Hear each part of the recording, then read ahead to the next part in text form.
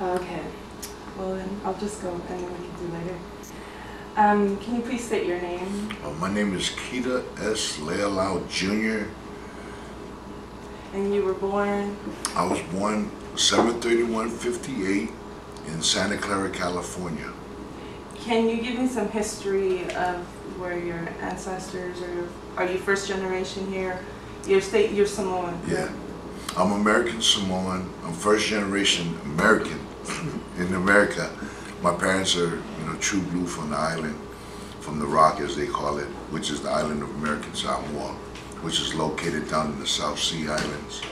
It's way far away from here. We're like 2,500 miles southeast of Hawaii. Okay. And you established how did your father, how did he migrated here to the United States? Well, my dad kind of like joined the Marines in Hawaii, in American Samoa, like back in the late 40s, 1940s. And that was our ticket off the Rock.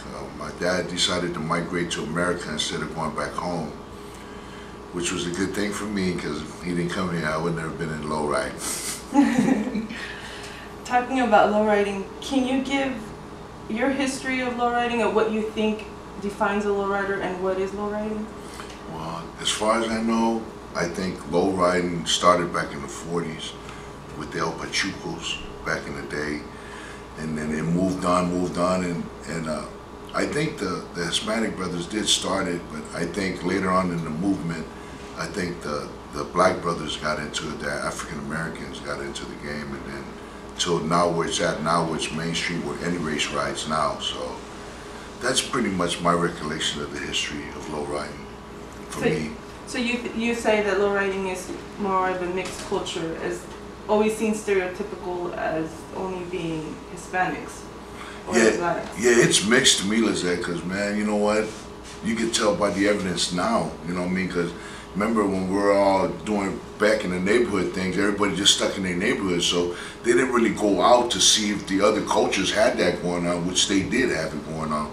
It's just that it was limited because it was a neighborhood thing and nobody went into neighborhoods back in the day. Mm-hmm. So we really didn't know, but to my recollection, yeah, it's always been mixed. Mm-hmm. You're a co-founder of Uso Car Club, which is now US. Yeah. How did it begin? What made you do a car club? Now, my understanding is you first part of Low Creations. Yeah, that was my first car club back in the 70s. I rode with them. I was a young kid. I had a good leader in Derek.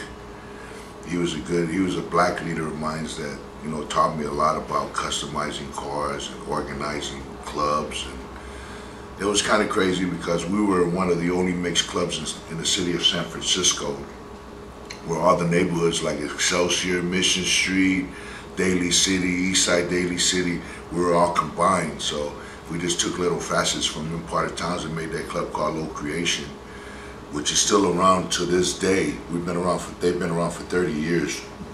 And I'm really happy to be part of that because I think that's where I got all my savvy for my car club. Okay, and then the name Uso, how did